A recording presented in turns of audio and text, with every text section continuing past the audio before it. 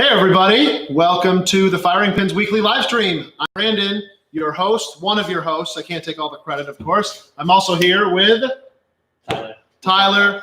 Pat's over here too. He's on the computer. He's researching some stuff. We're always looking up the latest and greatest things for you. We have got a ton to cover. Obviously, it has been a very busy world, as it has always been, it seems like lately. Very busy world this week. We've got a lot to talk about.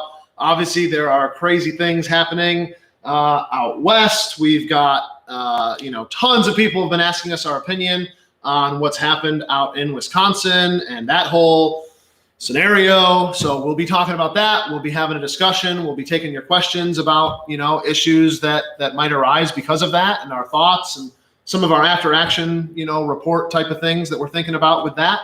And Ty, how you doing? I'm doing well. Thank you. Awesome. Thank you. We have some giveaways today, as always. Today, we're going to choose two people. Depending on my mood, we may both of them live, but I'm definitely going to do one of them live. Which one should we give away live? The nightstick or the Surefire? Let's do the Surefire because I think more people. Yeah. Okay. Nightstick's actually valued a little bit higher than the Surefire. This is more set up in like a firearm. But yeah, if you want to win, comment, ask me questions, be involved in the chat. Let your name be remembered to me. Sorry, I remember my name sometimes. Sometimes. If I remember your name at the end, if I really have recognized you consistently, I will choose you for a Surefire winner. As always, guys, this stream is driven by you. Please ask questions, comment, like this stuff. We really enjoy the input. How are you today, Brendan? I'm doing awesome. Got a little rained on, helping the fam move some stuff around at the house. Got some weather obviously coming through, but obviously we're nowhere near worse off than a lot of people, so we've got really nothing to complain about. But yeah, I'm doing great. We got a lot of cool questions. We've got some questions. Didn't we have a question we saved from last time? We got to make sure we find that piece of paper. We did. I remember. We probably threw it out. I know. Yeah, I remember it though. All right, cool. As always, please leave a question or leave your question. We will try to answer it as quick as we can. We always love the interaction with everybody. It's our favorite part of this. Pat, you have been working hard this week too. We've had a lot of stuff going on. We met with Steve Filano, one of our good friends. I'm sure we'll be talking about him more later. For sure. But Steve with 2A New York State. Mm-hmm. Again, I think that's one of the most hard-hitting and actually they get results for us people in New York State. Everybody complains the NRA's never done anything for us. Unfortunately, other groups, while great, really haven't had much success. 2A New York State, though, if you want to make a difference in New York with your gun rights, they're the group to support. So go on their website. Kyle has some links. I know he's over there looking them up now. We'll be plugging those down in the chat tonight. Mm-hmm. And we're going to have Steve on here. We've had him on here before. Yeah. We're going to have him on here again very soon. We might actually be going, we were just discussing today, and I know you were talking about it with Steve as well, about going down to his Rockland chapter. They have a huge chapter down there, close to New York City. It's crazy. There are actually people that enjoy freedom and guns downstate that live down there. Yeah, no. I had no idea. You would not think that. That doesn't seem real. I'm going to have to go see for myself. Dozens of us. There are dozens of us. Maybe hundreds. Yeah.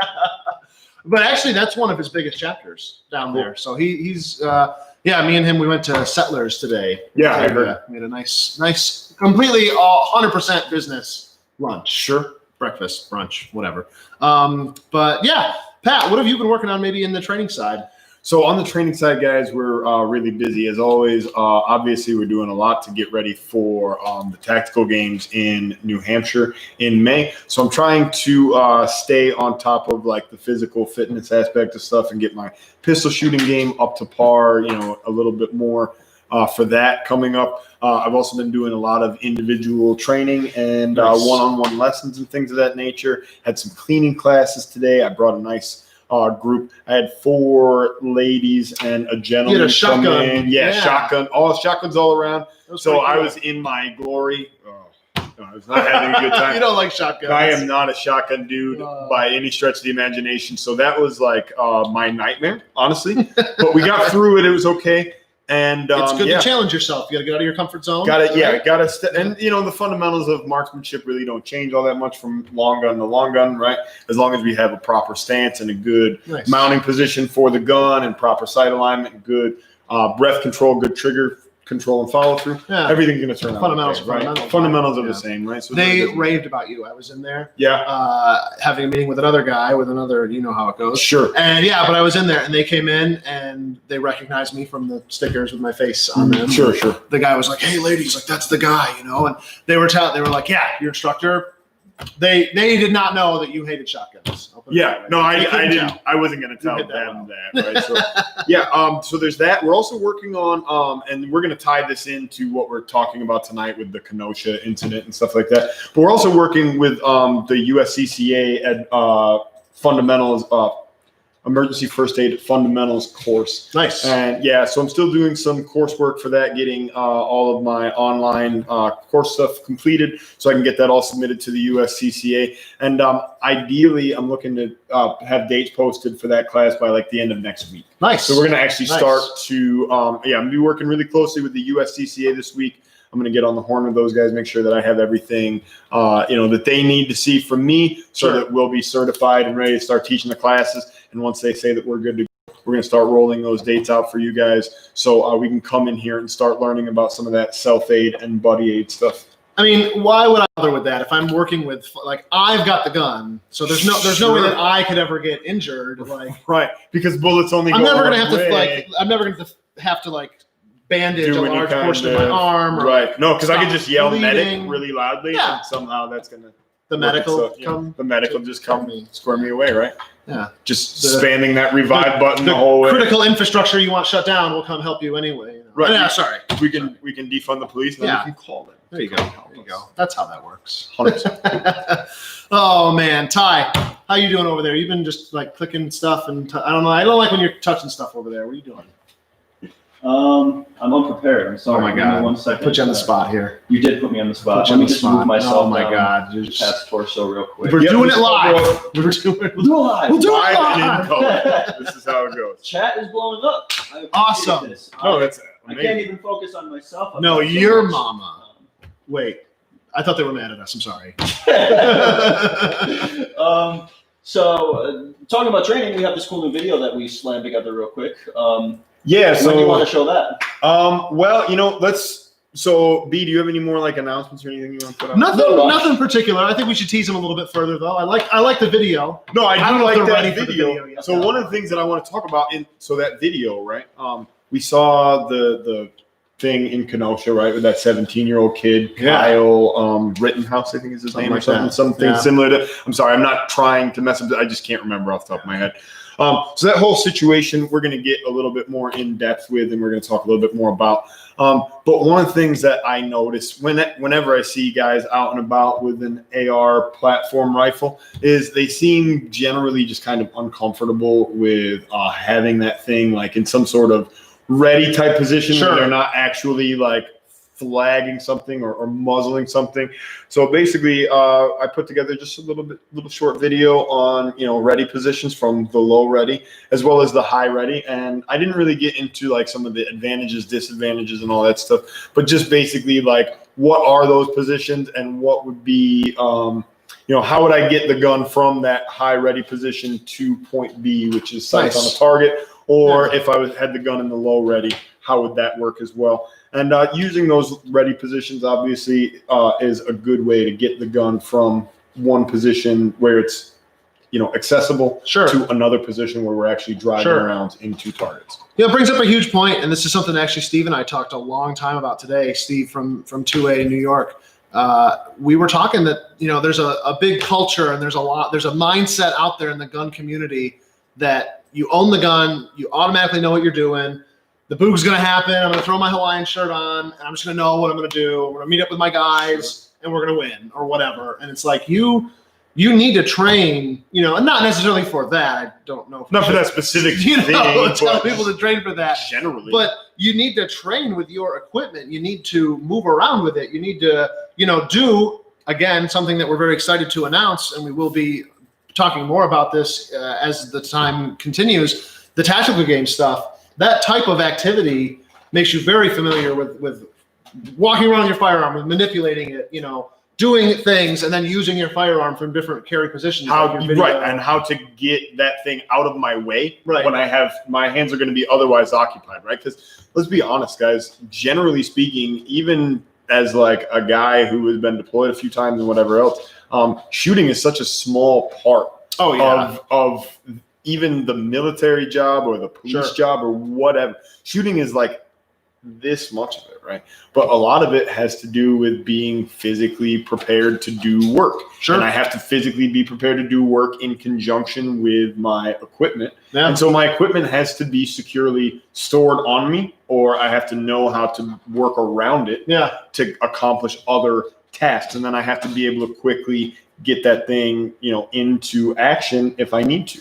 So, but again, it's not all just based around shooting, right? Part of it is just being familiar with how is my gear set up? What are the advantages? What are the disadvantages? What are the limitations? What can I do? What can I not do? And one really good, for instance, that I found, so my 10.5-inch carbine, or pistol rather, I was like very excited, right? Not to have one of those 18 or even a 16-inch carbine hanging around my neck. We're doing like the farmer's carries and stuff like that. There's a huge difference. Big difference, right? But at one point in time, I had the weights were like rolling away from me, and I had to like reach down and re-establish a grip on that thing.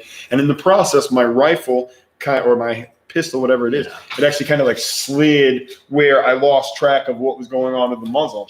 And I'm big on like, no, we're not doing that. So I immediately like drop what I was doing and fix my gear. So I could reestablish like control and awareness of where that muzzle is at, right?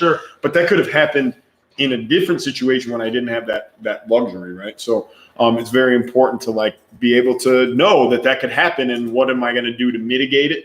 Next time I put my gun on my back. Right. So that way, or tighten down on that thing just a little bit. But just if I had never done that before, I might not know that, and I might end up in a similar situation, rolling on your butt, having a bad crowd of people running after you.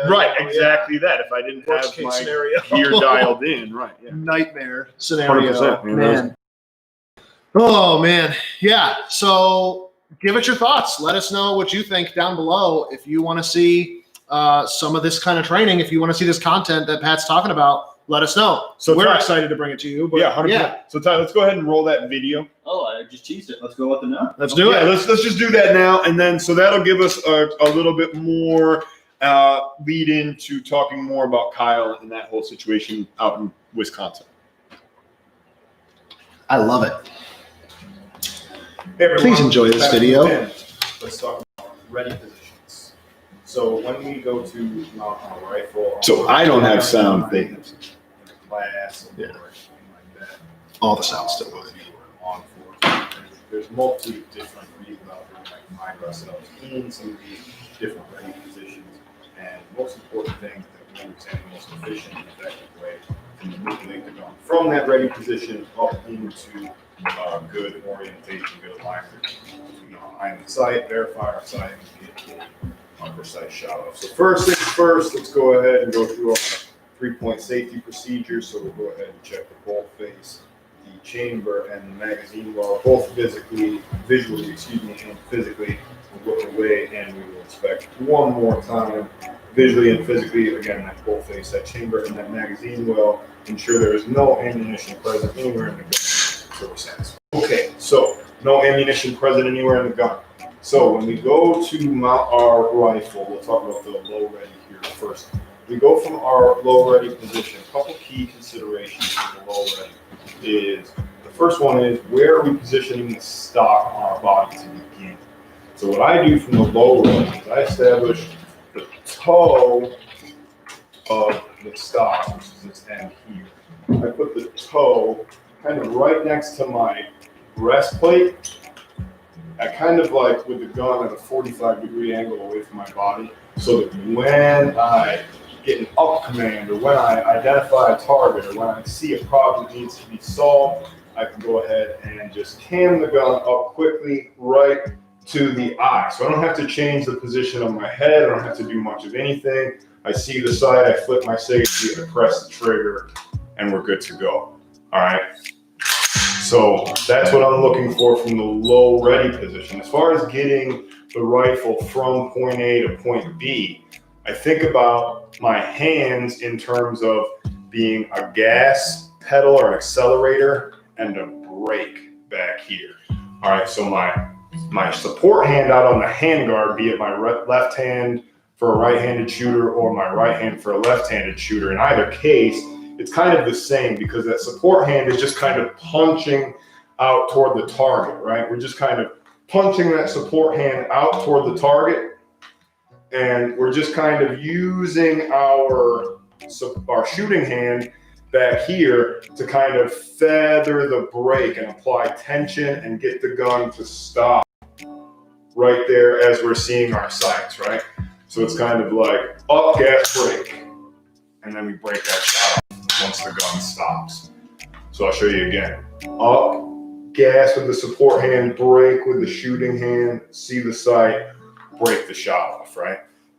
So that's kind of my interpretation of the low ready position. And we'll throw some video in there so you guys can see the relationship at full speed, and you can make the connection with that and actual hits on a target, right? Because that tells the real story. Okay, so at this time, we're gonna go 5 shots from the low ready, then we're gonna go 5 shots from the high ready, and then we'll take a look at the target. Start with low ready.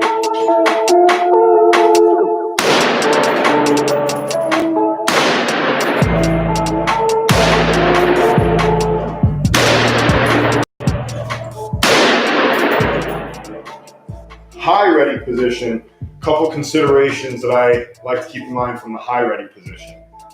If I had a front sight here, instead of just my muzzle brake, I would try and keep my front sight kind of between my eye and the target, or the target area, or the threat, or fill in the blank, right?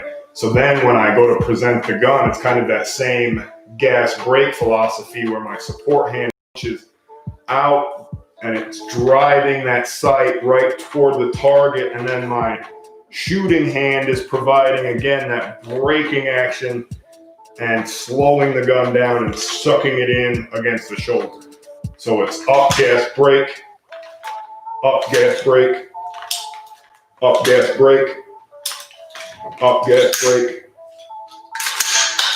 So you can see I get the up command, apply the gas, brake, pull the gun in tight, hit that safety, and press that trigger. So again, we'll get some video content in there as well. But with the high ready position, we talked about the position of the front sight. We talked about what the support hand is doing, what the shooting hand is doing.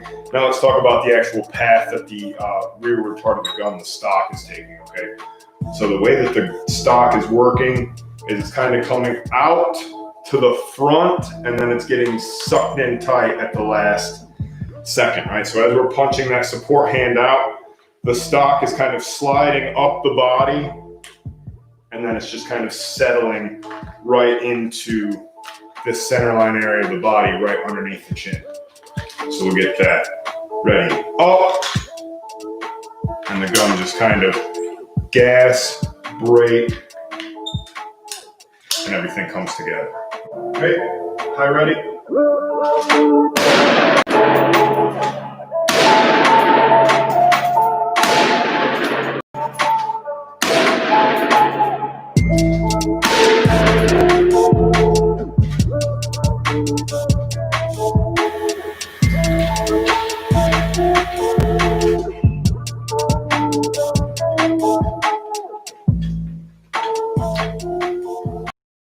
5 shots, low ready, 5 high ready.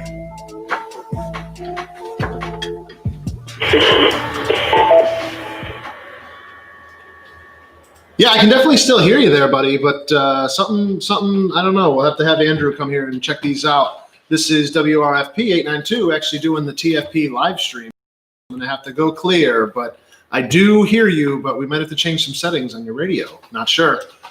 This is Brandon. What'd you think of that video? That was pretty cool, huh? That was pretty fun. Yeah, that was pretty fun. I don't know. The people are out here, not in there. Sorry. I got so tied up. If you want to know more about these radios, though, we've been selling the crap out of these. We've got a lot of Second Amendment patriots on a nice radio network that we're building.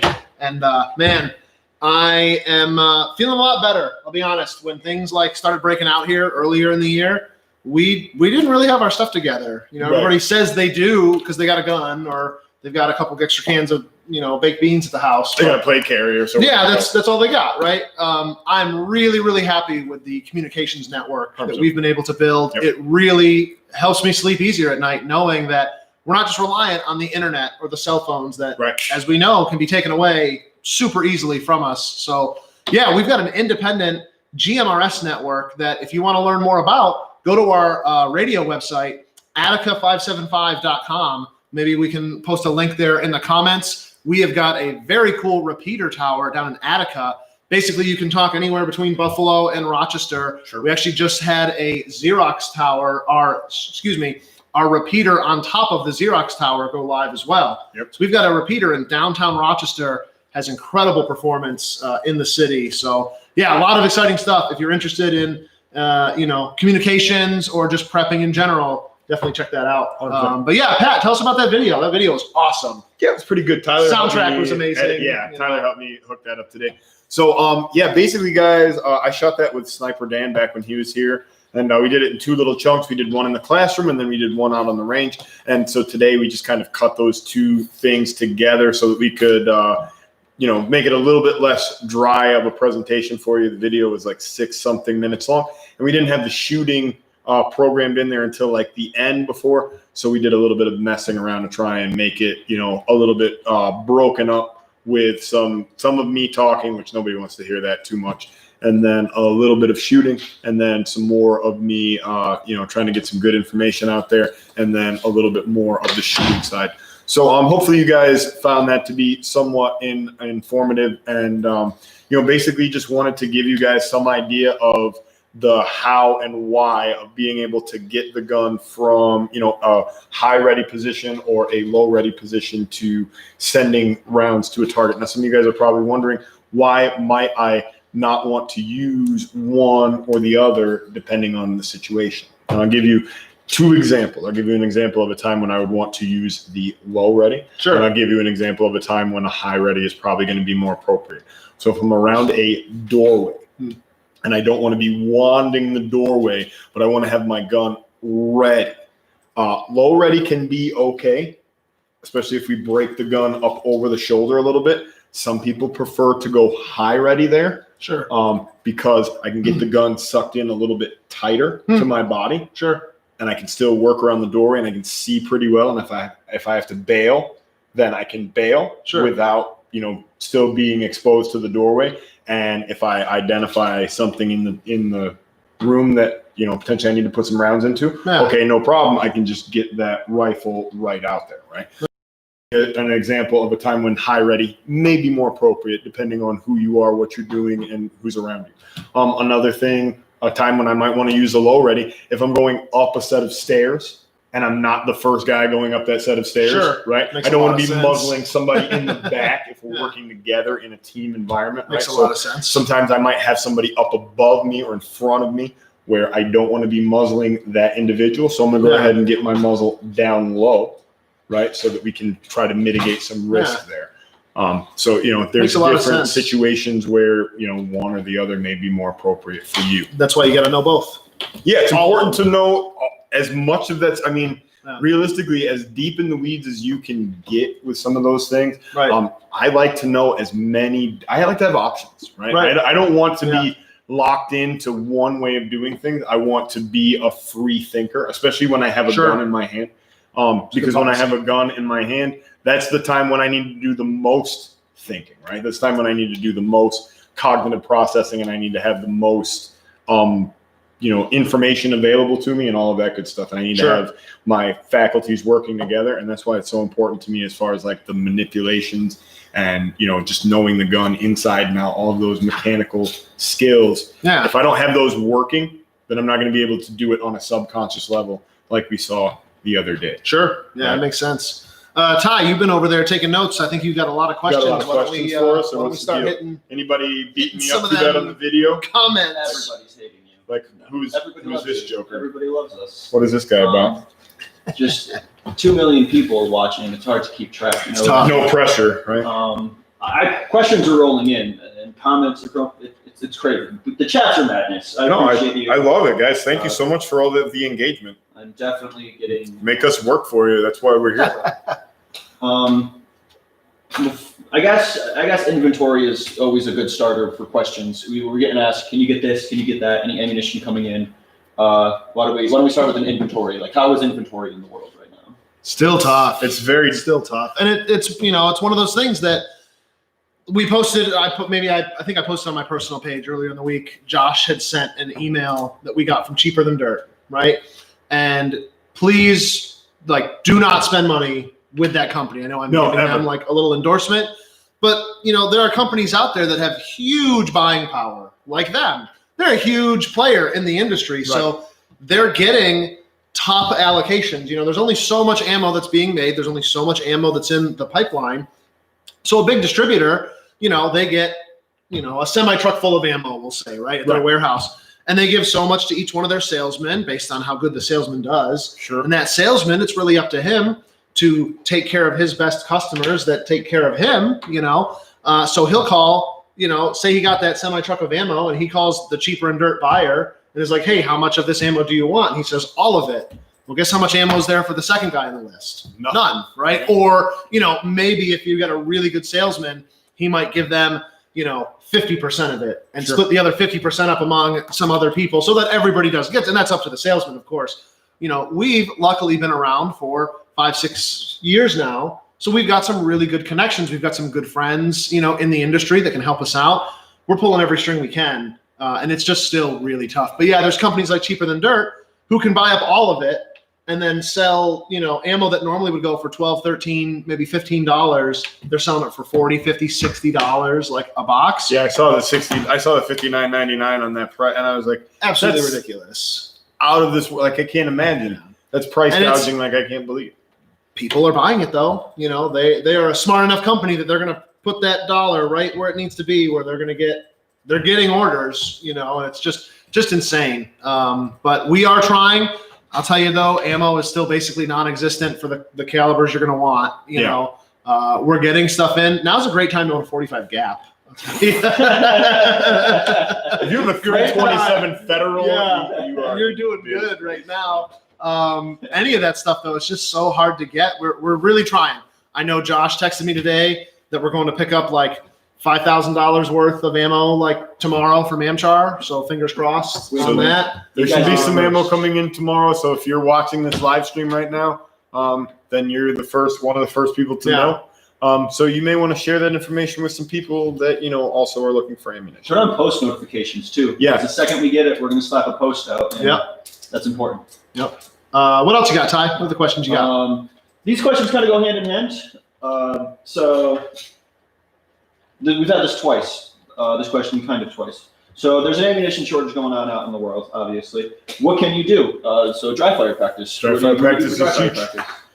So one of the things that I do for dry fire practice, and I can make a video for you guys about this as well if you like. One of the big things that I like to do for dry fire practice is I have a metronome app on my phone. Yes. And this is a cool trick. That thing is super cool because what I do is I'll set my metronome timer to I'll start off sometimes 40 or 50 beats per minute. Exactly, right? Just 1.2 seconds or something like this. So what I'll do then is obviously I'll make sure that my gun is cleared out. Yeah. Right. And I will identify the safest possible direction. Going to be a metronome? You can do that if you like. I don't know how they'll like it, but you can do it. So then I'll just go ahead and in between beats, I'll get the 1, 2, 3, and on 4, I go ahead and access my gun and acquire my sights, press out, pull where that shot would have gone onto a target. And so once I'm engaged and I'm identifying and I'm calling shots and I'm starting to identify all right, that was a straight up miss. I know. Right. You can tell. I know that my mechanics were jacked on that, right? Yeah. Once I can get 4 or 5 good ones in a row where I'm okay, that felt really good and I'm on time, right? And everything is in rhythm.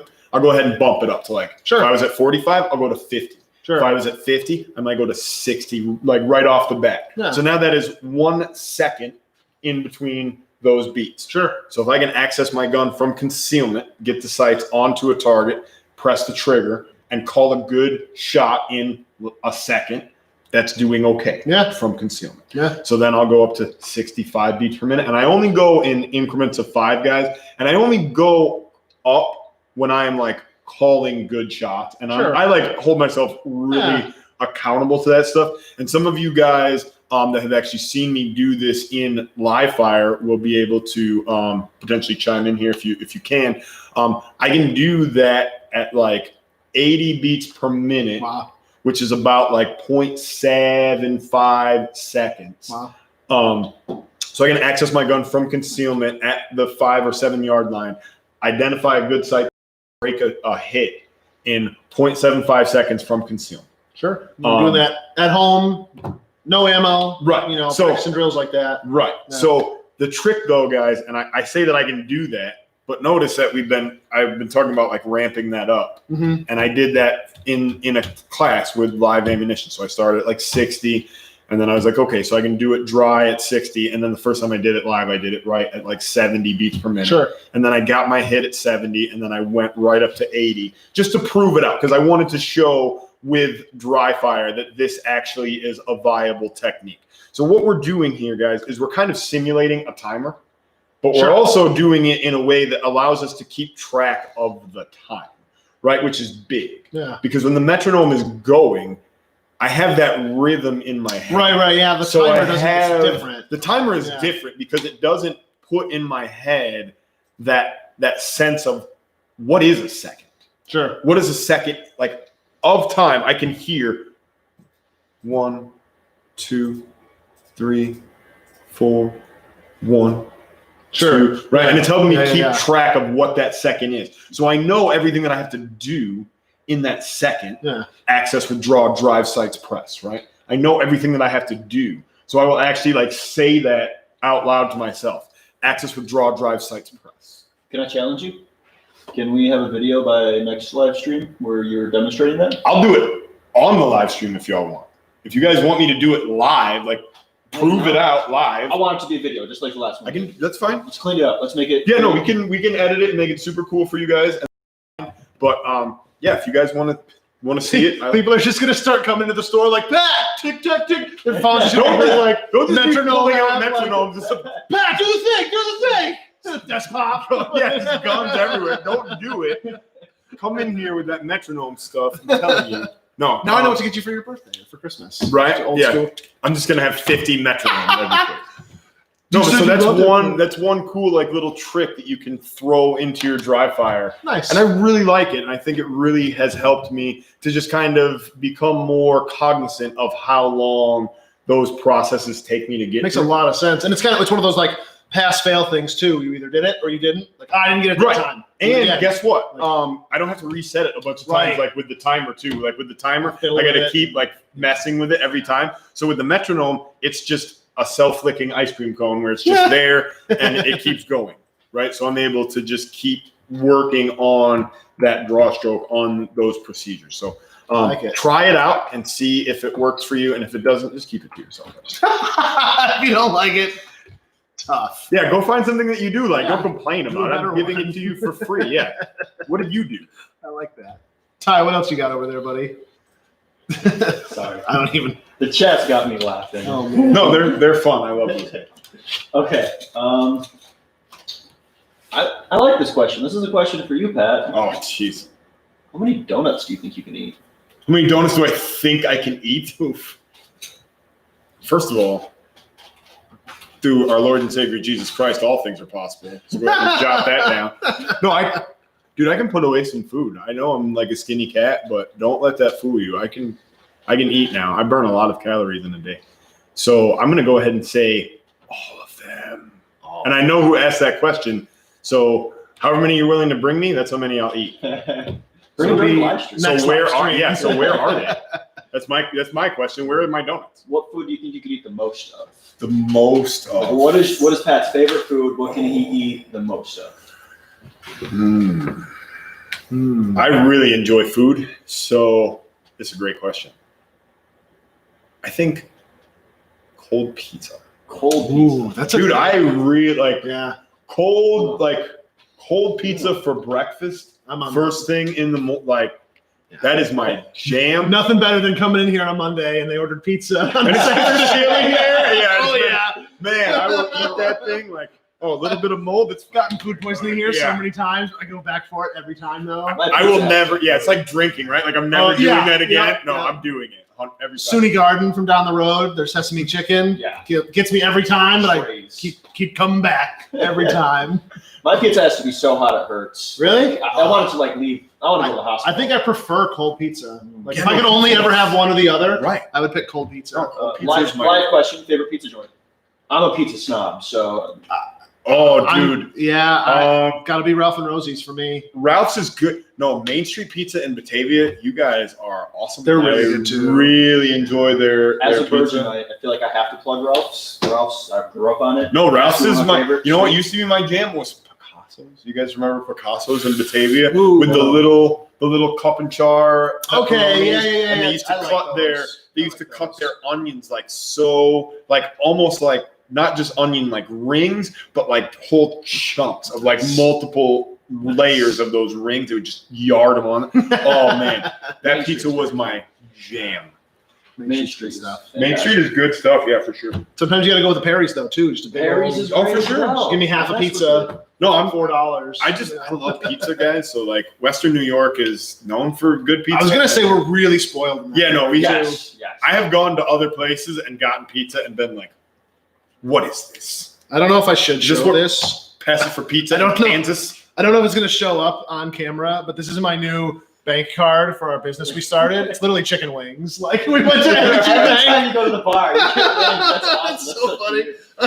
It was like we went to the bank like right when Cuomo announced the thing that like chicken wings don't count as like substantive food or whatever. I was like, no, I'm like flipping through the thing. If I was it's like, on my credit like, card. yeah, like what can I pick? Like Andrew picked a cool like radio, like it's like a Of course he computer. Yeah, like it makes sense for him.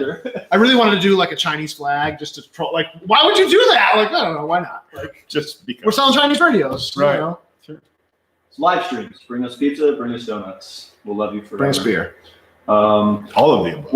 One thing somebody commented I thought was kind of funny because I was talking to you guys about it earlier is having a live audience during the live stream. Just like 4 people out there. Like 10. Let's throw 10 people out here.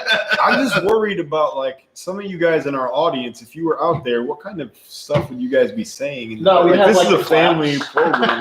Like, you can't be just having you guys yell You like, suck. random stuff. I know what my friends would be out there yelling if I invited any of those jokers in here. Oh yeah. Oh gosh. Yeah. It's We like, have to upload to a different platform. I think here we are on the live stream, and all of a sudden, show a us different type photo. of hub. Yeah, Maybe a hub type of video sharing. not good. Yeah. Speaking of like having an audience, totally random though. You know, like there was all the late night talk show people, right? Well, with Yeah. COVID, they had to like change things up. They were all doing it like from home. I don't really watch these, but I watched a guy do a video about these. Yeah. And Conan O'Brien, Uh-huh. I've always loved him. Yeah, I think he's he's funny very guy. funny. He did like the funniest version of it. He basically like rented out a giant auditorium, and his like sidekick, I think his name's Andy Richter, he's like the only guy in the audience. He's like way in the back, and like Conan will do like a joke and do the same delivery, like as if there's 500 people there, Right. and it's just crickets.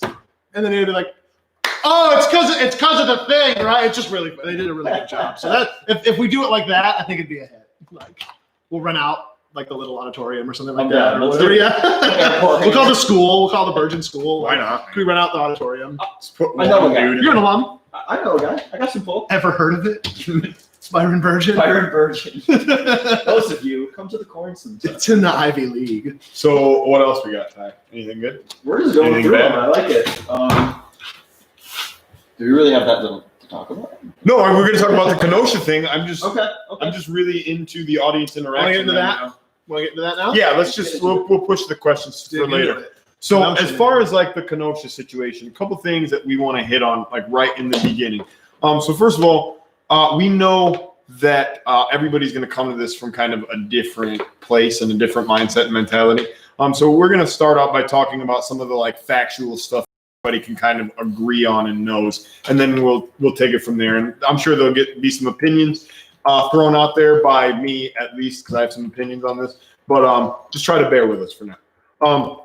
So as far as what we know, the kid, Kyle, was 17 years old, unfortunately. It's a big. So under Wisconsin law, and also he wasn't a Wisconsin resident, right? He traveled from Illinois to go out and protect private property. Now, he was standing in front of a business. I saw some video of him standing out in front of this business, and somebody was asking him, like, hey, man, what are you doing out here in front of this business where it was on fire yesterday? And he was like, hey, I'm just out here to provide aid. I'm here to help. That's why I have my aid bag here. Sure. He was a trained EMT. That's why he was wearing those purple gloves, for those of you who might not be sure what he was doing. Sure, I didn't know that, yeah, so he actually is like EMT qualified, has been through some kind of certified first responder type course.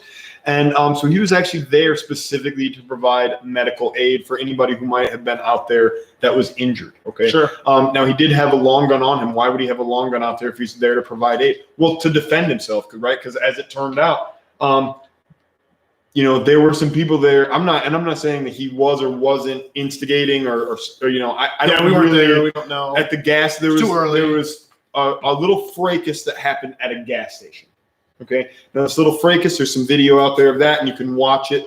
And some of the protesters were not happy with the militia guys that were there at the event. Sure. I think that they were kind of, I'm not sure if it was because they were trying to delineate, like, it was like a race thing, like Sure. It's a BLM protest and you white guys are here like co-opting it, or you're here to incite violence. I'm not sure like where that initial friction started to come from. Yeah. I just know that there was some friction between some of the protesters and some of the militia guys. And the protesters wanted the militia guys to leave. And of course, the militia guys are there trying to do what they think is the right thing. Now, whether or not I agree that it was the right thing, Sure. not really for me to decide. I don't know a lot of the specifics. What I do know is this: I don't advocate personal. Okay, and then I'm sorry. From there, so Kyle ends up like separated off from his little group of militia guys, Right. and then he's walking by himself. We've seen some video of somebody throwing something at him. Now, from one of the videos, it looked like a Molotov cocktail potentially. It did Hard look to like tell. it had flames potentially Yeah. coming out of it. And then from another video, it looked like one of the guys was holding like a bag lunch, essentially, with like a bottle of milk in there and a sandwich. And it also looked like that could have been what was thrown. So really no way to know for certain until the investigation is completed. In any case, somebody threw something at Kyle, and he had already been pepper sprayed. And based on the size and the relative shape of the object that was thrown at him, he probably perceived it to be something that was thrown with intent to do him harm. Sure. Would be my guess. Sure. Okay. So then he responded by shooting the guy one time in the head. So when he shot the guy one time in the head, obviously he got scared. He goes over to where the guy fell, and he actually like checks the guy out, and he realizes pretty quickly that this guy is like, Sure. he might not be gone, but he's definitely like on his way out. He got hit in his head, like with 5.56, Yeah. like there is no coming back from that, right? So he, Kyle, the young guy, he immediately takes off, and when he runs by somebody that has a camera, you hear him say, like, I just killed somebody. Right? And he actually like said that out loud, and then he ran away. He's terrified. Yeah. And he's trying to get away, and he's chased down by people with skateboards. One guy had a Glock 26 in his hand, and the guy with the skateboard, Kyle gets knocked down. The guy with the skateboard tries to hit him with a skateboard. He ends up getting shot, and then the guy with the Glock 26 also ends up getting shot right in his bicep. Yeah. And that crazy guy photos of was that. pretty messed up. Yeah. So the guy that got shot in his head, he's back. The guy that got shot in the upper thoracic cavity, he got shot like right when he grabbed his chest right here. That to me indicates probably a heart shot. He was probably dead before he hit the ground. Massive. Yeah. Yeah, he was done for. So then the third guy, he ends up taking around right in the bicep, and he didn't actually drop his gun right away because his muscles Might must not have have been been able all to. right. Yeah, I think he probably couldn't activate his hand anymore. But so that's kind of where all of that shook out, and Kyle tried to turn himself into police. He like walked to the police with his hands raised. Yeah. And a lot of people are saying like, well, why wasn't he shot? Well, if my hands are up in the air and my rifle's hanging on a sling, I understand how I could still access it. Right. And I get that. But if my hands are up and I'm moving toward the police, typically people that move away from the police are the bad guys, right? So when you go toward the police, generally speaking, unless you're doing something very threatening, right? They're not going to. And those are always, just to an immediate interject, those are always a tough argument to make too. Like, well, why wasn't he shot when this guy, like this same scenario happened? Well, it's not the same scenario. Every scenario is different. Every responding officer is going to be different. That officer's training and mindset and how they like, okay, here's a guy approaching me with his hands up in the air. You know, he's got a long gun on a sling, but he's also wearing these purple gloves. So are like a ton of other people out here. You know what I mean? That's not an unreasonable thing to see that night. Right. Sure. Like, and not for nothing, when I was the first time I was in Iraq, all right, we were driving down the street and I saw a dude with an RPG wearing a face mask, and that dude almost got his head turned into a canoe, like right then and there. Sure. I was like pressing out my trigger, and somebody was like, "Hey man, those are IPs. Like, don't kill all those guys right now." Because there was because they're like Iraqi police, but they have like an RPG, right, and like a belt-fed machine gun. Yeah. And like, I'm ready to get me some. Going to do some traffic stops. Right. Yeah. I don't know. I've never seen this before, right? In the United States, turns out that police don't have RPGs. So I see police officers with RPG, right? I see police officers with RPGs. I got excited, and I want to try and get me some, but couldn't do it. Man, I'll tell you, watching that video, like, that is certainly, I would say, like, nightmare scenario, I would think, for any. I mean, I guess really on both sides of the coin. I mean, no one wants to be in an altercation where they end their life, of course, but, just to be in that situation where you're the target of a crowd of people, right? And they're coming after you, and what are you going to do? And here in New York, you think about that scenario, there was certainly more than 10 people in view at any time of that scenario. You got a 10-round mag. That's all you're allowed to have. Right. And if it's an AR-15, that's going to be locked in place. What if you, on the second round, had a double feed? What are you going to do? Done. I mean, you're probably done in that scenario anyways. Like, it'd be very difficult to solve, that problem in that situation, even if you had an unmodified rifle like he did. But yeah, if you're, you got a club now.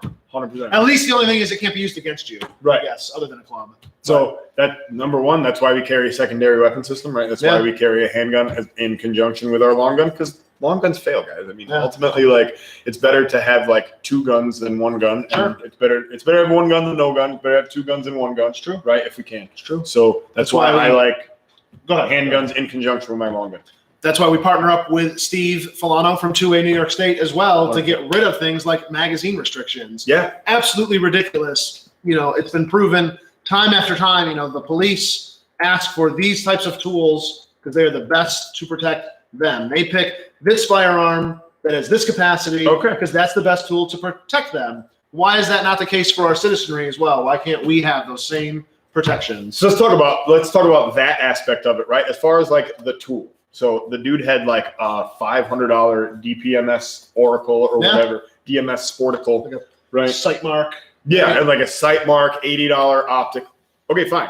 So he was able to accomplish. It's a combat effective, right? He was able to accomplish what he needed to accomplish, which was solving the problem in front of him, right? Yeah. So that was good on his behalf, right? And it's not good that he was in that situation to begin, but it's good that it ended up. I don't know. Purely from a firearms owner's point of view, right? I guess that's the tool did the job. The tool was effective, right? Yeah, but like the politics of it aside, like whether he should have been there or not, or whether you support, I find it hard to believe that you would support a crowd trying to, no matter what side of things violence is violence, and it's not okay. Right. If that was the 1950s or 60s, and that was a young black man being a group of white people trying to lynch him. Obviously, that would be. I want him to have an M1 carbine with a 30-round mag. I want him to have whatever he needs to have to defend exactly that. Right. So let's talk about the good. Right. The good is the rifle worked correctly, and not only did the rifle work correctly, but we didn't see any unnecessary like collateral damage type casualties. Right. So a lot of people perceive with one of those scary assault rifles, right, some inherent danger of over penetration, which even at muzzle distance We did not see Right. any indication that was Right. going to happen. Right. At longer distance, he was able to put a headshot on a target in the dark. Right. So accurate enough. Right. Right. And then he also shot the guy in the bicep as well. And it didn't appear like there was any damage or any injuries or anything like Sure. that due to like secondary fragmentation or like round, the bullet. I don't know where that bullet actually ended up. In all likelihood, it's probably lodged against the bones somewhere in that guy's arm, or it just kind of blew up or whatever. But at any rate, we didn't have any like casualties associated with that weren't part of the initial Sure. problem, right? Sure. And not for nothing, all of the guys that did end up getting shot, they all had extensive violent criminal histories. Like to a man, the guy that tried to hit him with a skateboard, he had been arrested multiple different times for everything from assault to false imprisonment. The dude that got the Smurf that got shot in the head, he was actually a sex offender. So sorry, not sorry. Yeah. And the guy that got shot in the arm, he was in fact a felon that should not have been in possession of that Glock 26. So if he had not gotten shot, if he would have gotten arrested, then he would potentially be in prison. I was pretty surprised that like the police chief, his statement was like, well, don't come to a riot. Like if you don't want to get shot, like don't mess around with people's private property. And like, I thought that was it's hard to find too much fault with that. Interesting take, but it's like the other thing. Let's say that the guy that threw the whatever it was, Sure. the initial guy that got shot in his head, the sex offender dude. Let's just say, for the sake of argument, that he did in fact and indeed throw a sandwich and not a Molotov cocktail. He brought a sandwich to a gunfight, and he got what you get for bringing a sandwich to a gunfight, right? Like if I'm holding a gun or carrying a gun and you throw a sandwich at me, if I don't know that it's a sandwich and I mistake it for a cinder block, sure, then I'm authorized to use deadly force in that scenario, right? I'm not obligated to also use a sandwich. So you should think about that, because you shouldn't be provoking people when you know they have a gun. Because what if he's going to use you don't know what he will do versus what he won't do. Right. And obviously he was more than capable of using that gun if he needed to do so. He never would have needed to do so had nobody accosted him. Sure, you can't assault somebody and So I'm not here advocating for carrying long guns unnecessarily out in public. I don't think that's a good idea. Generally, I think it draws unnecessary attention. Sure. So I'm not advocating for traveling across state lines to go and protect property that doesn't belong to you.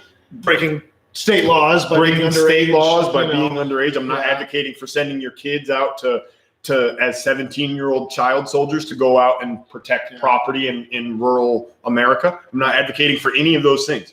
But what I am advocating for is don't throw sandwiches at armed people. Right? That's a good policy. If you get tapped for it, nobody's going to feel bad for you. You're going to be a felon carrying a Glock 26. If you're going to carry something to let blood out, you should carry something to let blood in. And if you're going to talk about defunding the police, don't immediately start yelling for police when your friend gets capped. Good policy. It's good policy. I think that all of these are like common sense measures we can all take. Ty, do we have any viewers left, or have people just all left? They all hate me because now. They're like, our tirade. We went from like 2 million to 1. Oh, geez. Hi, Mom. Unfortunate. Thanks, April. I love you. I mean, have we been? What are people saying? Does anybody have anything? Striking a chord? Are we? My first question is, what do you think beats not a sandwich? A1. Okay. It's a good. A lot of people are agreeing with us. I would say. They're welcome. You guys are welcome to disagree too. I'm open to I want to hear all sides. I'm not trying to.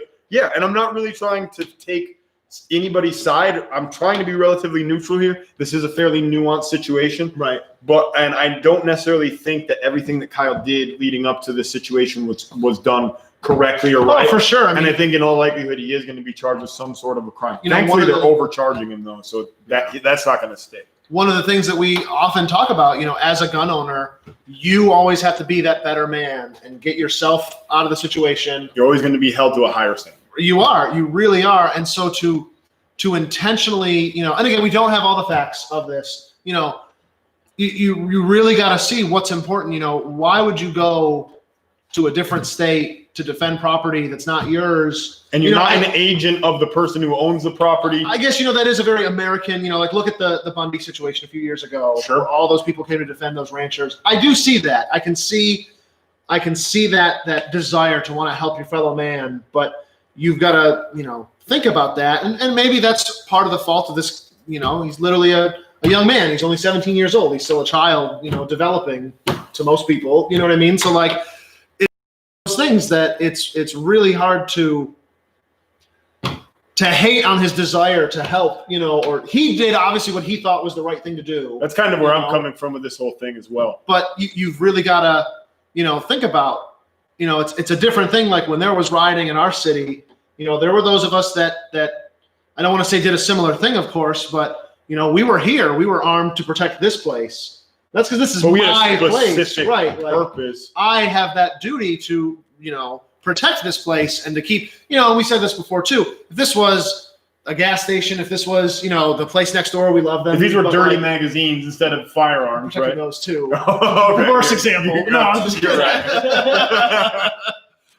Culture. No, I agree with you. If it was really any other item, I really struggle to think of any other item I would have defended the same way. But it's just because Potentially using lethal. these are firearms. Yeah, absolutely. Oh yeah, maybe we'd lock them up differently or do something, secure them a different way. But yeah, like we were going to stay here to make sure that these firearms also stayed here. Right. We weren't going to let that happen. There's no way you're leaving here with a gun. Sure. Like you can leave here with some ammunition. Or like if we were talking about the Virgin, like Rough and Rosie's and stuff, like if the business owners in Virgin took to their roofs like it's LA in 92. Right. You can't really blame them either. Koreans Like out there. yeah, like It would be out there. that's their community to defend. That is what a community should be. And that's, some of the things like, not to get off topic, but like broad strokes, that's part of the goal of the radio project is to build that community of people we can rely on in these emergencies. Right.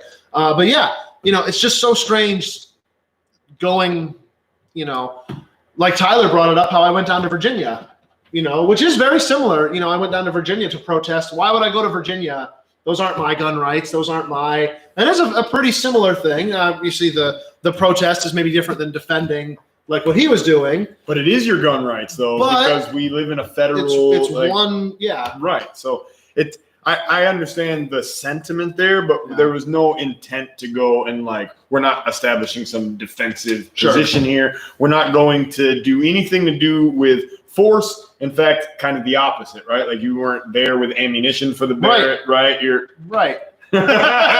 Totally. No, you're not just carrying a locked and loaded 50 cal like Right. the other day. The right? chamber was empty. Sure. Okay. Fair. There you go. So literally though, there was an interview of me on Fox News. I'm sitting there live on Washington DC Fox, and he's like, "So Brandon, you're standing here that's not loaded, right?" Literally had 10 rounds. The magazine was loaded, ready to go. You would I be could have reached out surprised and how just fast. Might surprise you how fast this thing can be loaded. They might have had black tips on them too. Woo! Ready to go. Ready to go. Getting spicy out. Woo! Oh. Getting spicy. All right. So what do we got? Maybe Yeah. some feedback or We got some any questions. Yeah, just something I kind of want to. Yeah, please chime in. Do you think age is going to play a role in all that court case and stuff? Do you think that's going to be His nail in age? his coffin? Yeah. No, I think his age works in his favor. Oh, really? Because he's a okay. So he's a minor, and his lawyer is gonna try to establish right off the bat: is he an adult? I.e., Sure. is he eligible to be tried for an adult? And if he is eligible to be tried as an adult, then why isn't he enough of an adult to own a gun? Sure. Right? If he's man enough to be Yeah, thrown you into can't have prison, both of those, I guess. it's not both things. Either he's an Sure. adult or he's not an adult. Yeah. If he's grown to suffer the consequences, that means he's grown enough not to have consequences because he's grown enough to have the rifle. Sure. If he's not grown enough to suffer the consequences of his actions, then he wasn't grown enough to own the rifle, but you still can't try him as an adult. Sure. So Yeah. either way, I think his age, if he has a good lawyer, and he's going to get a good lawyer. They've already got GoFundMe pages out there for this Sure. kid. 1 million people have come out of the woodwork saying they will help him with a lawyer, or Yeah. lawyers have come out and said they will represent him pro bono. So yes, I think he's going to have a great lawyer. I think his age is going to work in his favor as opposed to working against him. But I could be wrong. I've been wrong multiple times before. I'm very familiar with it. But I'm not scared to be wrong either. So. You guys. Sorry. Responding to people. Do you want to move on? Do you want this? If we've got other comments, I guess, or other things to talk about with it, but we can certainly move on. We had some other comments before. Actually, we had a couple questions. Yeah. Like maybe along the similar vein, we had a guy, while you're like finding a question, Joel from before, he asked, concealed carrying a loaded handgun like in your vehicle, can you just stash it kind of anywhere? Does it have to be concealed? Does it have to be on you in the car? Based on my research, it looks like as long as you have a concealed firearm or concealed handgun license, as long as you have your CCW in New York State, you can pretty much do whatever you want with the gun within the confines of your own vehicle. Sure. It's an extension of your home, basically, at that point. Right. So based on my research and everything that I've read up to now, I'm going to go ahead and say that yes. And in fact, I've done this myself. Sure. I'm not going to be super comfortable where I'm sitting. A lot of times I will actually like take the whole holster right off.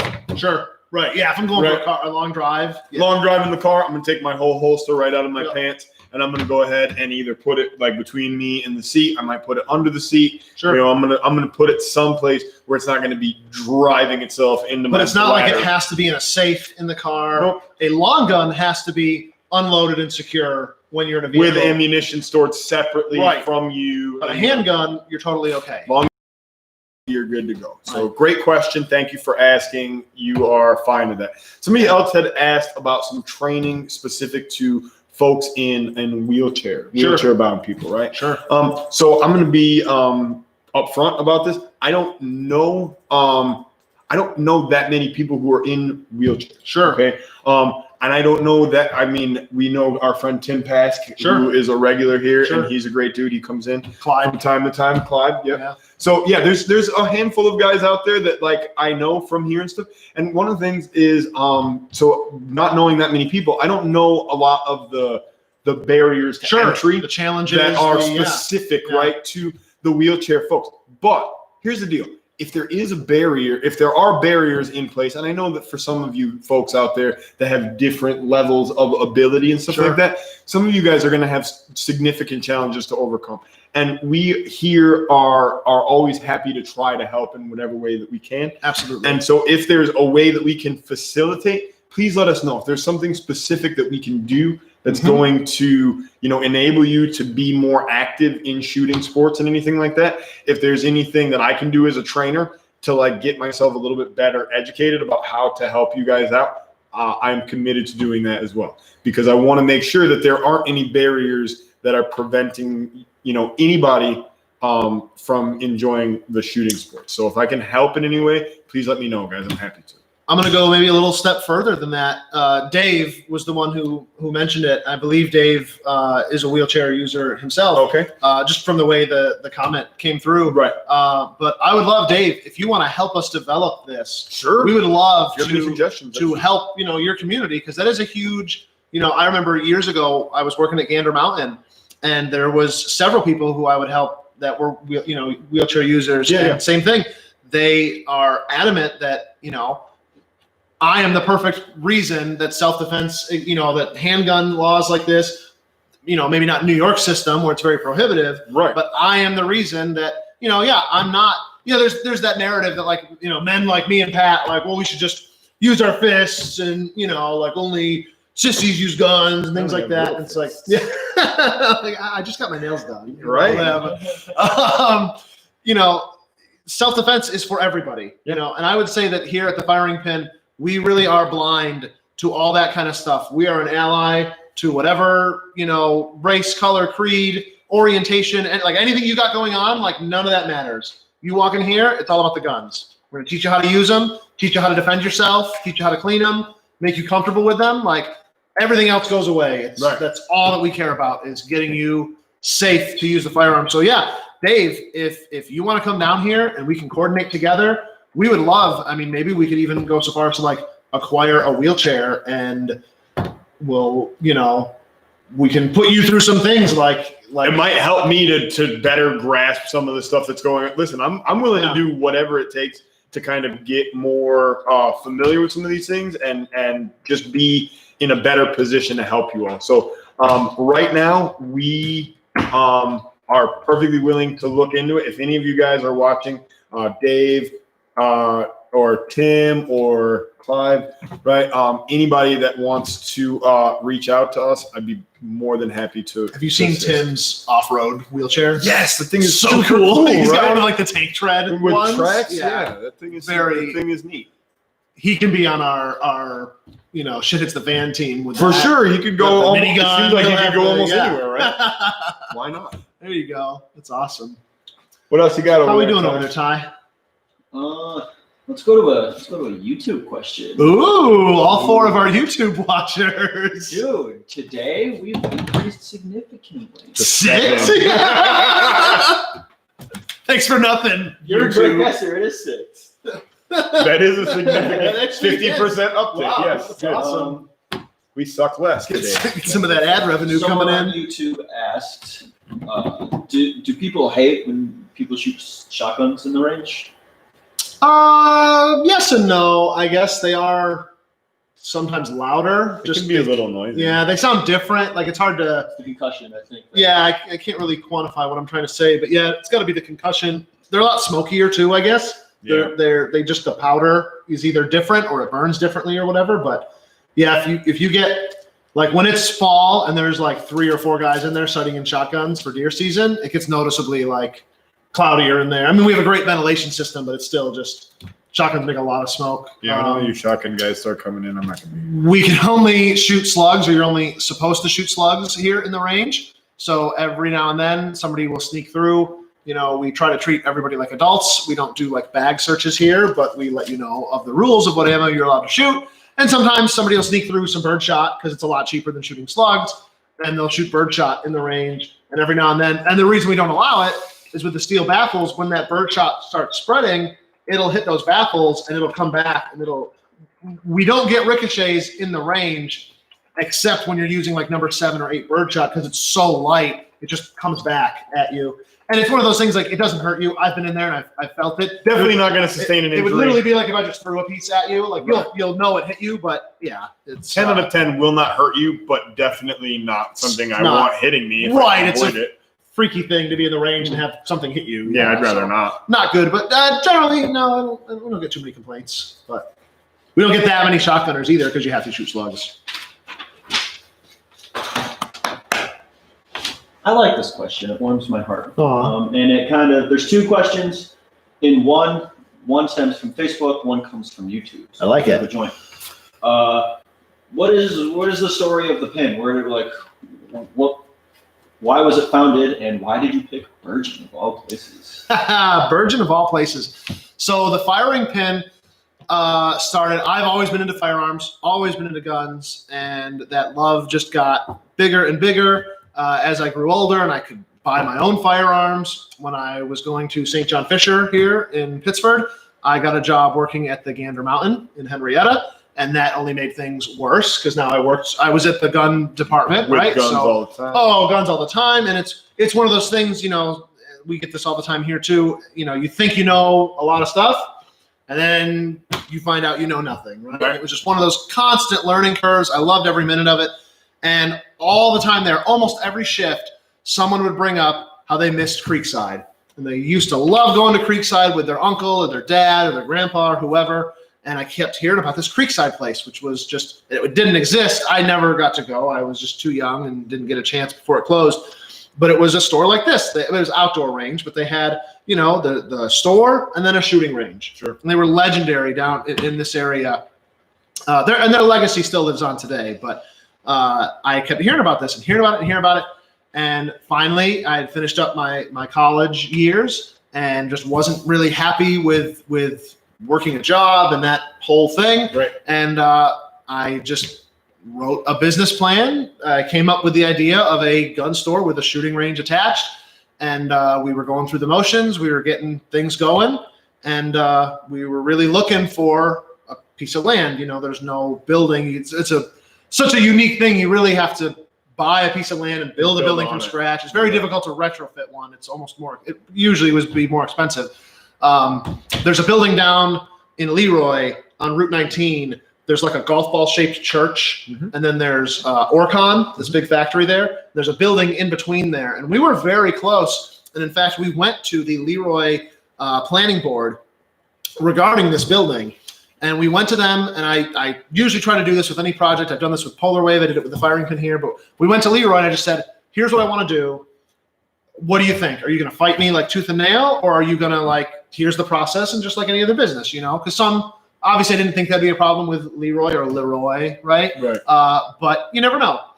The day that planning board occurred, that morning was the Sandy Hook school shooting. Oh. So we're going to a planning board where there's mothers and husbands and fathers, and and we're like, yeah, we want to build a gun. So we walk in there and we're like, they're going to tell us to pound sand and get the hell out of their town, and just be all. We actually got like a pretty much a unanimous approval that no problem if we had ever done anything in that town. So Leroy, I mean, I've always been in this area, so Leroy's always been a cool town to me. Right. But that was really cool. Unfortunately, that property didn't work out for us. It would have been like twice as expensive to retrofit that building, and it would have been smaller and crappier. So thanks, Leroy, but it wasn't you, it was us, right? So we were hunting for property, just looking all around. And, we go to Rochester. We're from like the Batavia area a little bit more, but we go to Rochester all the time. So we're through this area. This is the gateway, like to get into the city, basically. So my parents are coming home from the 490 one day, and they see a sign that's still out there. It's really hard to spot in the summer, but there's a sign just like out in the field here by the 490, land and a phone number. So we call the phone number. We get in touch with this guy, and it's the guy who owns the business next door to us here. Right. And so we end up talking to him, and he turns out to be a gun guy, which is always good. Right. And we start working a deal with the land, and just one thing turned into another. And yeah, this is where we are. Cool. Couldn't be happier. Yeah. Oh, it's a great spot. Can you tell them our story? No, stop. I mean, do you want me to?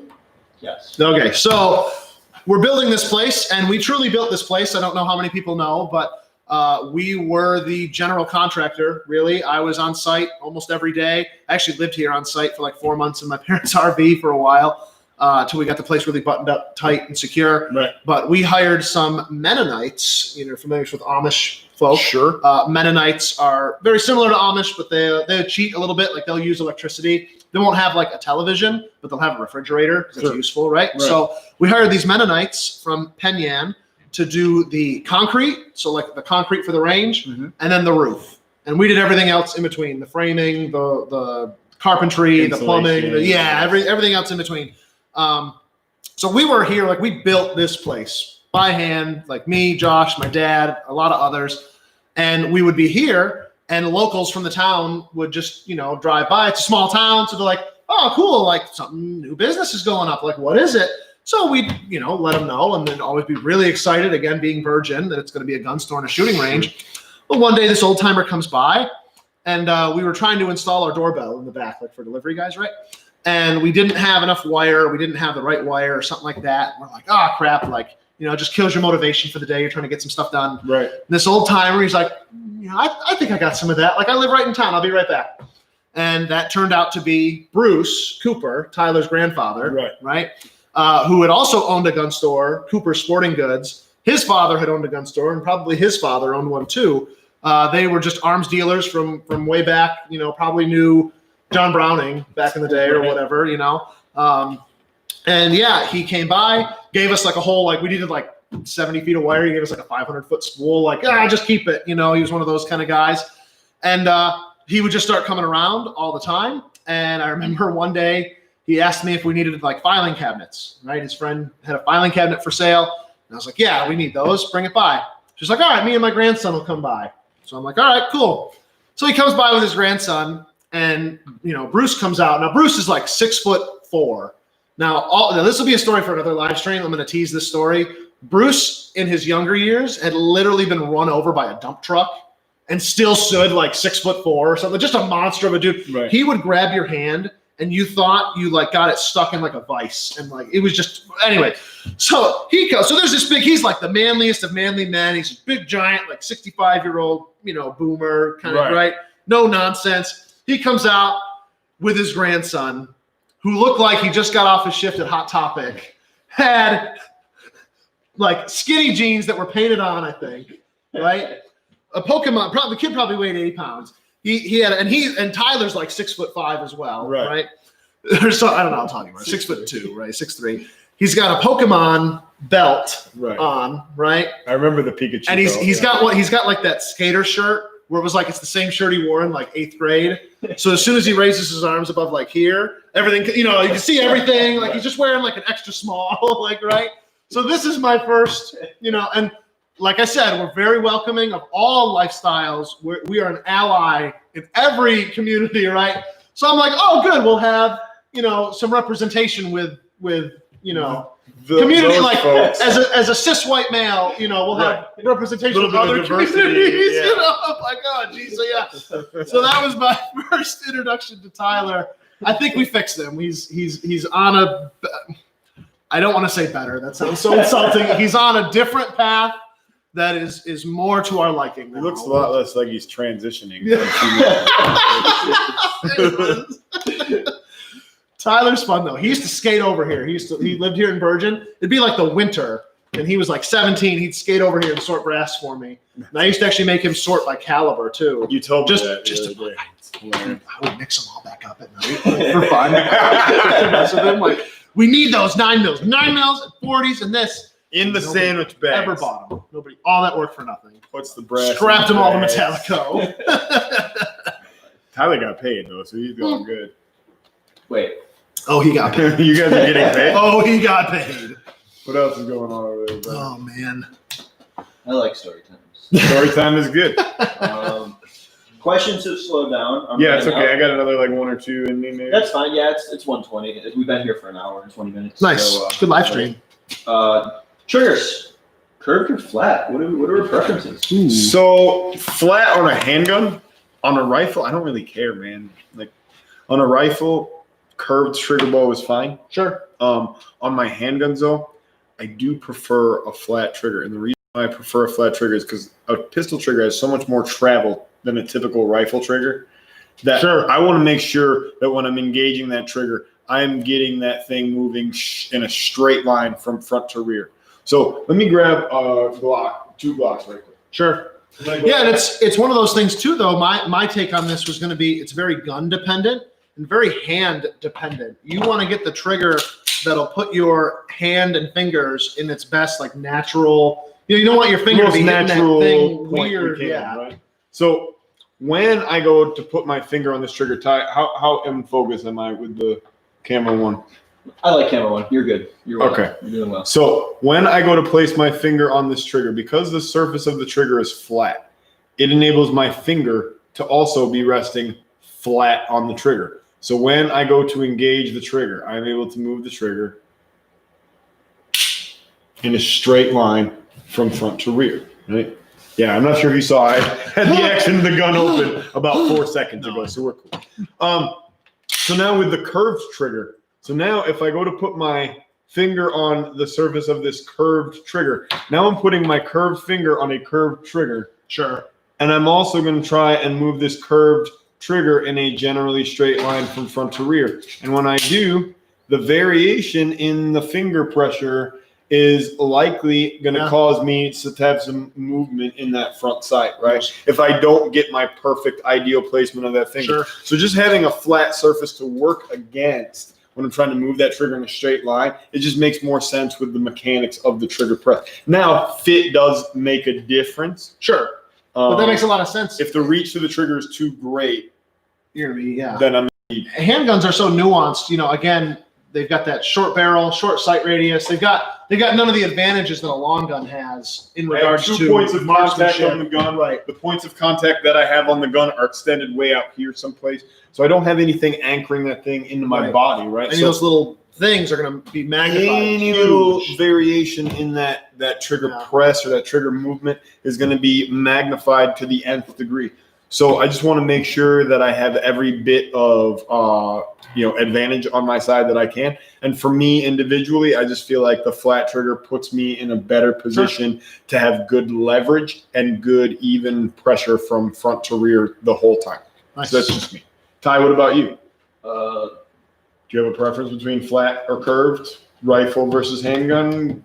I like them both. My first AR ever, I went super bougie and got the Dana Defense DD M4V11 Pro, which has the Geisley trigger in it, which is flat. The Geisley flat. I like it. I don't know. I didn't really have a preference, man. I'm just trying to think of like how both of them. I don't really have a preference. I just feel like the trigger bolt on a rifle, the shape matters to me so much less because there's so much less travel in the trigger anyway, right? I only need to move the trigger this much. Right. And the first time I shot my Daniel, like obviously downrange and safe direction and everything, wasn't expecting it.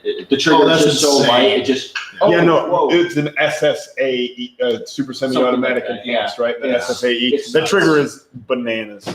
I don't like G triggers whatsoever. Everybody's gonna hate on me for saying that. Listen, I want a 6-pound trigger in my rifle. Sure. Yeah. I'm a fan of the LaRue, the NBT. That's what I was gonna say. I really like that trigger. LaRue, set us up. As with everything with guns, the tiebreaker is always what's cooler. Flat triggers are cooler. So that is correct. So that wins. It's hard to argue with that logic. When in doubt, go with the cool thing. All right, Ty, do you have one more question? Yes or no? Yes. Okay, good. I have one more. Brandon, good one. Oh. I have one question that I want to save for next week because it's a huge question. So I'm going to ask it, tease it, but then we're not going to talk about it. Now we're going to think about it for a week? Yes. Sorry. I'm just going to dwell on it. It's a good one. All right. What do you got? Carry ammo choice and what caliber to carry?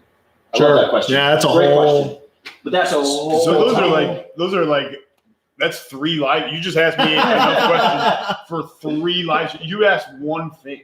We've got a course coming up at MCC this fall. Now I have to discuss that topic. Now I have to put on a 201 level course to try and square this away. No, that's a great question. We're gonna get so deep in the weeds on this. So speaking of that, like we're really good friends with Mike Santola over at All Star, and he posted on his personal Facebook. So he actually teaches. He's a professor at MCC. Oh, cool. Because he's a wizard at like the CNC and the the CAD and all that kind of stuff. And so I think he's teaching 2 courses this semester, but they're all virtual, right? All online, right? Yeah.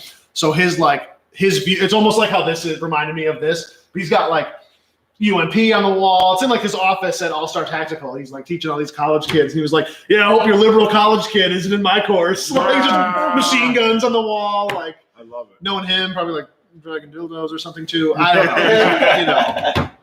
I'll get mine out too. I've got a collection. That doesn't surprise me. So what's our actual last question? What's the real question? You teased us. Real question. I am a tease.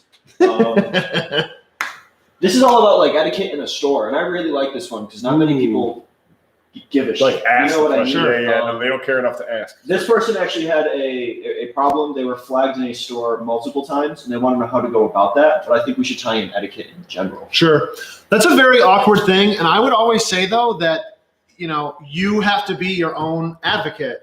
And it is not something that I enjoy, of course, ever being flagged. None of us like it. And I think if it happens, it is your responsibility to politely, let the guy know. You know what I mean? And it is a very difficult thing to do. We run into this every single day, not people getting flagged, but just like the machoism, I'll call it, like in the gun community. Ego. Everybody knows what they're doing. Everybody knows everything. Everybody's They're uncle. never wrong. Everybody's uncle was a SWAT commander in the 80s and trained them perfectly. Like, it's just one of those things. It is very difficult, but I would behoove you to just, hey, buddy, I'm over here. You just muzzled me. Just, muzzle management is all, just from one friend to another. Right. It can be as simple as that. And I think when we approach it, and that's always the approach I try to take. Sometimes it's very difficult when we're in the range and there's 6 other people with AR-15s blasting. Yeah. And I'm like, hey, you're sweeping everybody! Right. They think I'm mad at them, and I'm not mad at them. But, it's one of those things. But you're not being aggressive. Right. It is a very awkward thing. But yeah, store etiquette. Ty, I don't know. You're probably here at the counter the most. Do you want to maybe go over some store etiquette? Like, what's your biggest pet peeves with that? I'm going to me only camera. I'm going to be selfish. Oh wow! No, do your thing, man. Wow, good. Nobody wants to look at me. One of the biggest things that I always want to see, and I do this so much in my I just do it in my sleep. Action's open, all we time. can get that action open. That's a good deal. 100%. And leave it open. Just keep it open. It's honestly scary when I'm going to picture you guys. Hold up, I'm talking and Sorry, hitting too many buttons. Okay, so with the action open, like there's no way this gun can ever fire. It's physically impossible. You know what I mean? So 100%. I appreciate actions open. That's the first thing I look for whenever I'm working with you at the gun counter, and that door rings because somebody walks in, and I look away from you to see what's coming in. I'm not ignoring you. I'm just seeing what's coming in. Do they have a rifle in their hand? Do they have any guns in their hands? What is the status of that gun? Can I see the status of that gun? Guns like this, I have no idea, and that's scary. As far as like muzzling people, you've got to be so careful, especially back here, because I have quote more authority, which is weird. But if I see somebody pointing a gun at somebody, I'm absolutely jumping on you for that, because one, it's a teachable moment. You need to learn, and two, it's respect for everybody around you. You just got to like play it really gently. You've got to. I've been yelled at before. People have gotten mad at me for telling them to not point guns at people. Right. Really weird.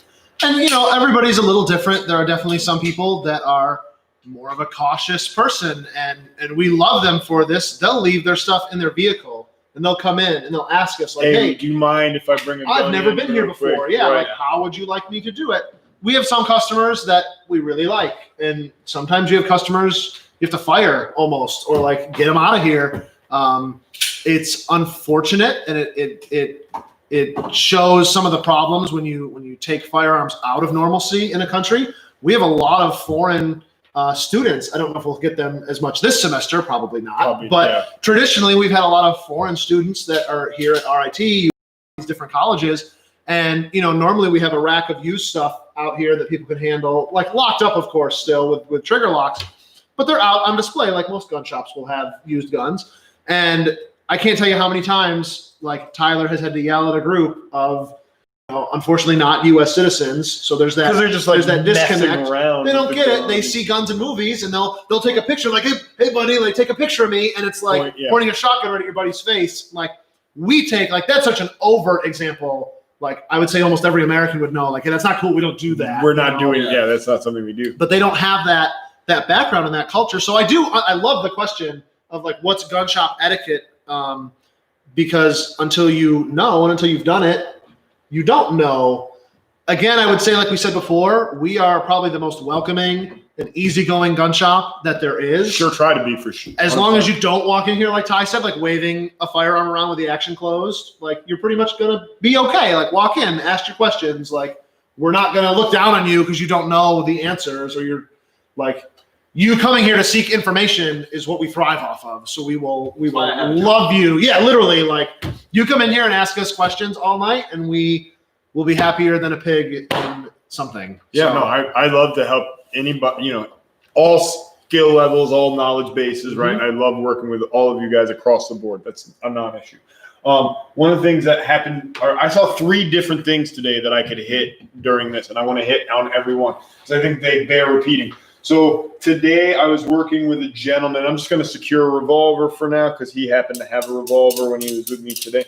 So he's one of these guys that he's got a gun in his hand, and he doesn't have a gun in his hand all the time. And then before you know it, he's just like waving the gun around. Yeah. Right. And before you know it, the gun is pointed at me. Right. And so this happened to be when he was like telling me, like, yeah, so I've been hunting for I'm like in the middle of briefing him up on the safety rules here. Yeah. And I'm like, so the 3 main safety rules that I hit as far as like just general firearm safety are muzzle management, trigger finger discipline, and always know the status of the gun. Sure. As long as we do all 3 of those things, I'm going to be a happy man because I know that you're going to be safe and I'm going to be safe, and we all get to go home with the same amount of blood that we came with, which is a good deal, right? So, but the guy is like, I'm briefing him up on the safety stuff, and he's like, okay, well, just so you know, I've been hunting my whole life. Okay, well, you just muzzled the bejesus out of me multiple times. So maybe whatever you've been doing hasn't gotten you habituated to safe gun handling. So that was the first thing. And I told him right then and there, I was like, listen, I understand that you've been hunting a long time, but you just muzzled me. Like, you haven't broken another rule at the same exact time. Right, exactly. Right. Like, you can muzzle people, like, don't do, people can be muzzled all day long and nothing will happen. Unless and until I lose track of where my trigger finger is. Exactly. Right? So I need to have. That's when you follow all of the rules all of the time. I need to have a lack of muzzle management, and I tell people that in classes all the time. Like, listen, guys, in order for someone to be injured, like I'm not advocating for unsafe gun handling practices ever, Right. But in order for somebody to actually be injured or potentially killed, we have to be breaking minimum 2 rules at any one time. Right. We have to lose track of where our muzzle is, and we have to have bad trigger finger discipline. Or we have to have the gun not pointed in the safest possible direction, and we have to not know the status of the gun to begin with, right? So we have to violate pretty much all of those rules simultaneously before someone's going to get hurt. But if we don't habituate ourselves to following all of those rules all of the time, we're not going to do it. Right. And somebody's going to get injured or killed, and we can't have that. The other thing that people do is sometimes they'll be holding a gun and or I'm in the indoor range and I've got my muzzle pointed at the ground. Ty, what's the problem with pointing the muzzle of the shotgun at the ground? Well, Pat, I'm glad you asked. Our floor is made out of concrete. So what happens if I put a round in the concrete? Something good, Ricochets, and we don't know where that round is. So something bad then. Okay. So that's good for me to know, right? So no muzzles oriented toward the floor, guys, right? And then that was the second thing that I saw today. And there was a third thing. One of my favorite things I've ever heard you say, Pat, is somebody walked in with a shotgun or a firearm just like you had, and you stopped them before they even got off the carpet, and you said, "Hey, that is not a loaf of bread in your hands." I like that. I love that. I like that. That is not an innocuous object, right? That is that is a life-saving or life-ending tool. Sure. Let's treat it with the respect that it is. It's not a loaf of bread. I like that. Yeah, no, I did. I told him straight up. I was like, dude, what are you doing with that shotgun right now? That is not a loaf of bread in your hand, my man. Someone's gonna get hurt, right? You can't. And again, to go back with like what we said before, sometimes you got to hit people with a little bit of tough love, and that the way you approach that is 100. Like, we care about you, and we care about your loved ones and your friends and all of everybody else here right? too. 100%. You know, yeah. Sometimes we do get, I will admit, a little short and a little snippy, but sometimes, you know. I'm not going to tolerate somebody coming in here and creating an unsafe condition, right? You can only get muzzled so many times in a day and still. But we will still, I mean, that can happen. And as long as your attitude is, oh, I didn't know, you know what I mean? Like, I want to correct that behavior. Recognize, or I needed to, you know what I mean? Yeah. As long as it doesn't, like, you know, again, going back to, well, I know what I'm doing. I've been hunting for 40 years. It's like, well, you've been hunting wrong for 40 years. Yeah. You know?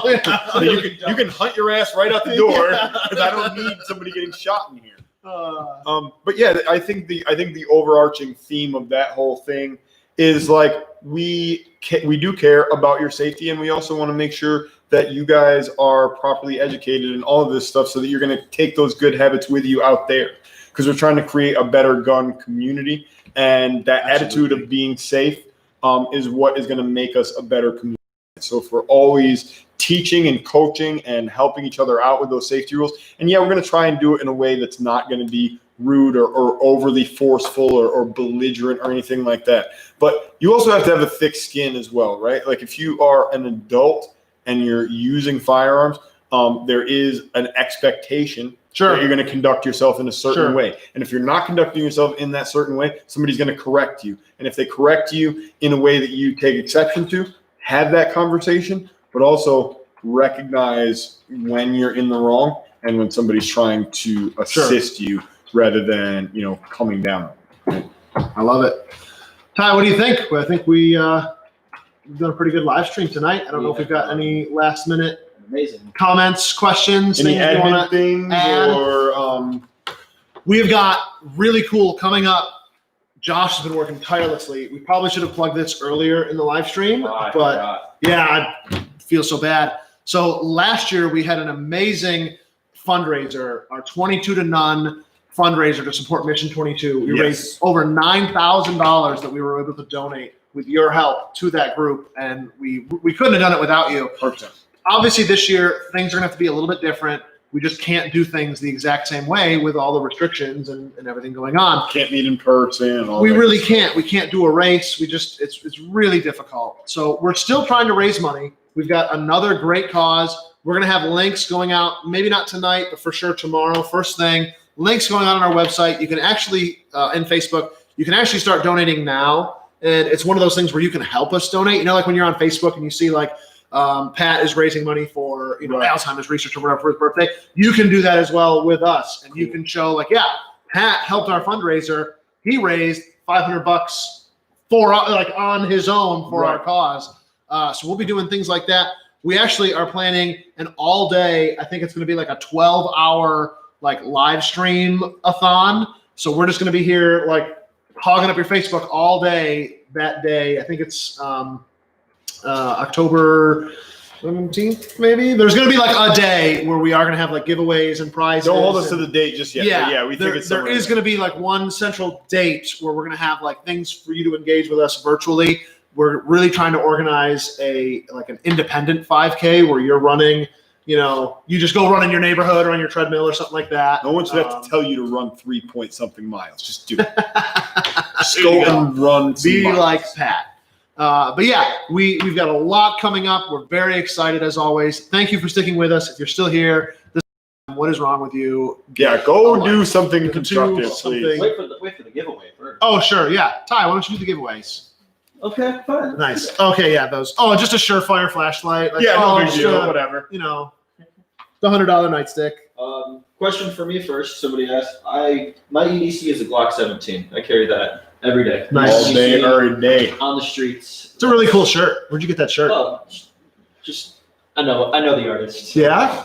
I make it. It's Peter's Life. Oh, Pew's Life. That's so cool. I'll drop a link too. Nice. Don't worry. Pew, Actually, I did. Somebody asked me right off the bat, we're gonna get that shirt. So I Pew is indeed life. commented that link. These shirts are awesome. I got stickers now. That's fun. I'm giving stuff away, not talking about myself. I'm selfish. So, you guys make this hard on me all the time. I hate it. I hate singling out one person. Surefire Boy, Anthony Palumbo, you have been disgustingly active in the comments, and I really appreciate you for that. Yeah, by the way, Anthony, we don't sell those slings here in the store. Okay. We had asked about some slings earlier in the store. Talk We to don't actually sell those slings in the store, but I will drop a link down in the comments where you can go and find the Pharaoh concepts and the Spec Ops slings and the Magpul and the Scorch. Also, I have this guy I'm going to give away, but for you to win this one, I have the likes, the comments, and the shares, obviously, every week. I have a couple people that have been disgustingly active in the chat that I have kind of a preference to already. There's about 3 of you. We'll figure something out, I promise. I'll be hitting you up on Messenger tonight or tomorrow and letting you know that you won this, okay? That's really it for me, guys. What are you thinking, Brandon? You totally done? Yeah, I think we did a good job. I'm always proud of us. I always think we do a good job. I do too. That's why these don't get any bet noms. Overall, people love it. People have loved tonight's show. Some people say Great. this is their favorite. No, I think this was a great one. I appreciate all the engagement. I had a really good time here talking to you guys. Feel free to continue to comment. I do go back and check like some of the comments and As do stuff from you guys. So, and you guys can always like PM us at the store or whatever. So yeah, if you guys have any more stuff that you need from us, you know where we're at. As always, guys, stay beautiful. Thank you. See you, everybody. Good night. Nice. All right, guys. Great job.